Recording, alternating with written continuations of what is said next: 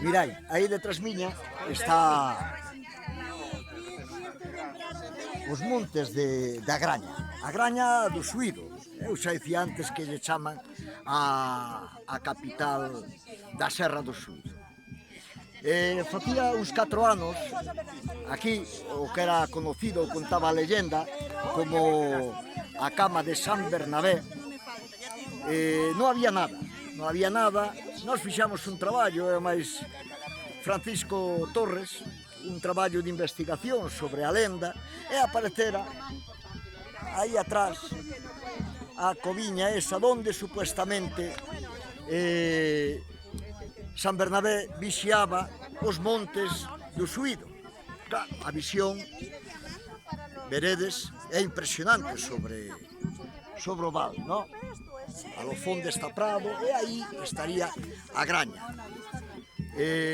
Pose San Bernabé, capatón da Graña, dice que gustaba de sentar nesta pedra para vixiar os montes, que todo na Serra do Suído e na Graña estuvera en orden.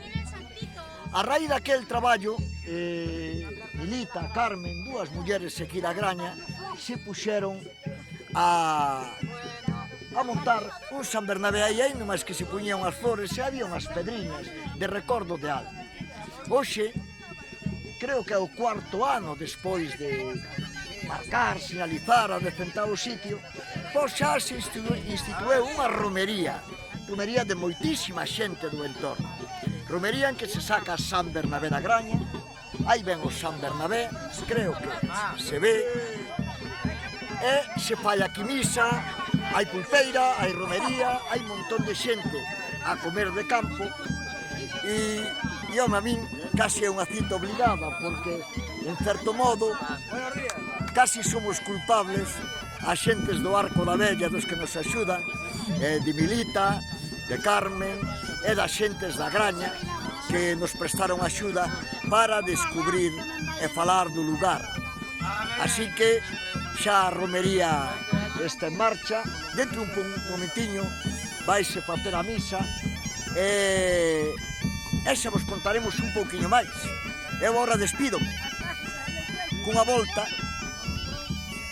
outra vez divisando o que é as terras do Suído e o val que queda entre as montañas, entre a parroquia de Prado, creo que falo ben, e a aldea da Graña. Veña, deixo-vos entonces, aquí chegou o santo, e non hai que molestar tampouco moito, dentro un pouquiño volvemos e contamos algo máis.